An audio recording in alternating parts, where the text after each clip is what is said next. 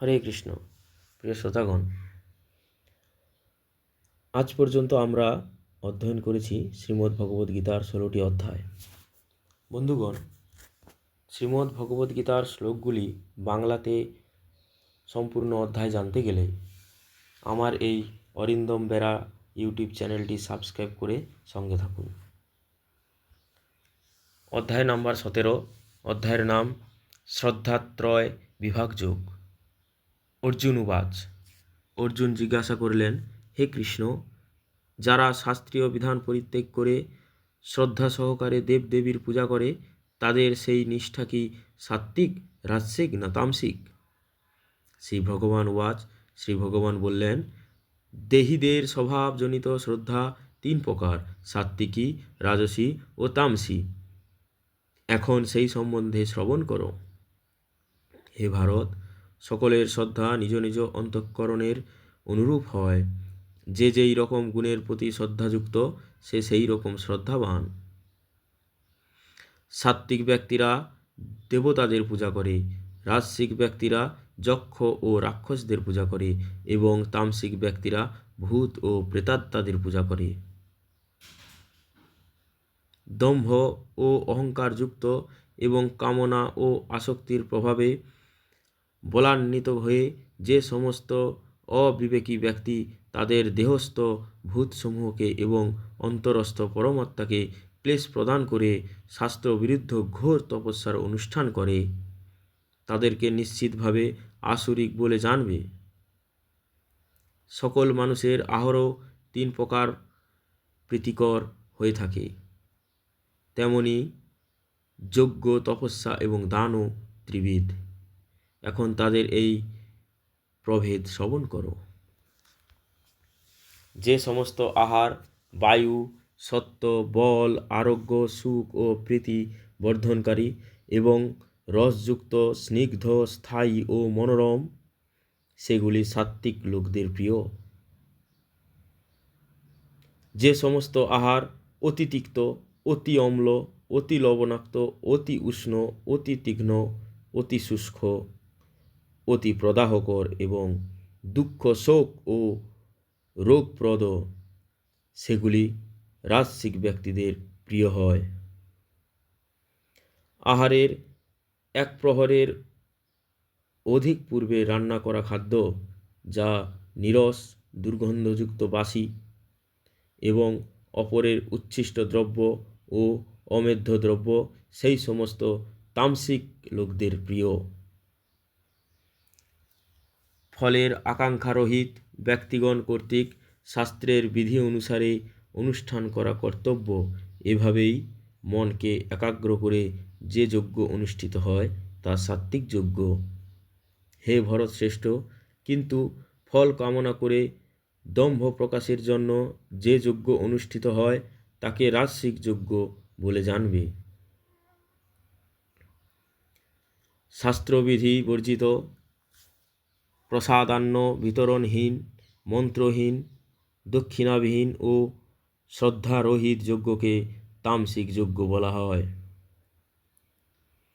পরমেশ্বর ভগবান ব্রাহ্মণ, গুরু ও প্রাজ্ঞগণের পূজা এবং শৌচ, সরলতা, ব্রহ্মচর্য ও অহিংসা, এগুলিকে কায়িক তপস্যা বলা হয়। অনুদ্বেগকর, সত্য, প্রিয় অথচ হিতকর বাক্য এবং বৈদিক শাস্ত্র পাঠ করাকে বাচিক তপস্যা বলা হয়। চিত্তের প্রসন্নতা, সরলতা, মৌন, আত্মনিগ্রহ ও ব্যবহারে নিষ্কপটতা, এগুলিকে মানসিক তপস্যা বলা হয়। ফলাকাঙ্ক্ষারহিত, মানুষের দ্বারা পরম শ্রদ্ধা সহকারে অনুষ্ঠিত এই ত্রিবিধ তপস্যাকে সাত্ত্বিক তপস্যা বলা হয়।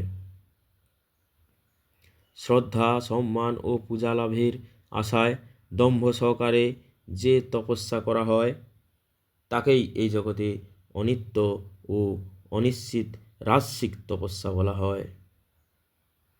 মূঢ়চিত আগ্রহের দ্বারা নিজেকে পীড়া দিয়ে অথবা অপরের বিনাশের জন্য যে তপস্যা করা হয় তাকে তামসিক তপস্যা বলা হয়। দান করা কর্তব্য বলে মনে করে প্রত্যুপকারের আশা না করে উপযুক্ত স্থানে, উপযুক্ত সময়ে এবং উপযুক্ত পাত্রে যে দান করা হয় তাকে সাত্ত্বিক দান বলা হয়।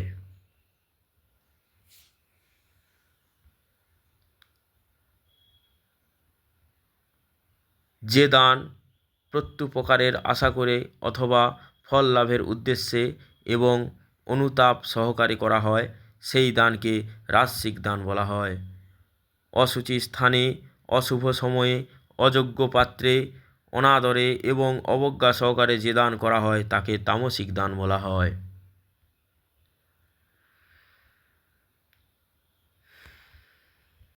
ওম তৎসৎ। এই 3 প্রকার ব্রহ্ম নির্দেশক নাম শাস্ত্রে কথিত আছে। পুরাকালে সেই নাম দ্বারা ব্রাহ্মণগণ বেদসমূহ ও যজ্ঞসমূহ বিহিত হয়েছে। সেই হেতু ব্রহ্মবাদীদের যজ্ঞ, দান, তপস্যা ও ক্রিয়াসমূহ সর্বদাই ওম এই শব্দ উচ্চারণ করে শাস্ত্রের বিধান অনুসারে অনুষ্ঠিত হয়ে থাকে। মুক্তিকামীরা ফলের আকাঙ্ক্ষা না করে তৎ এই শব্দ উচ্চারণপূর্বক নানা প্রকার যজ্ঞ, তপস্যা, দান আদি কর্মের অনুষ্ঠান করেন।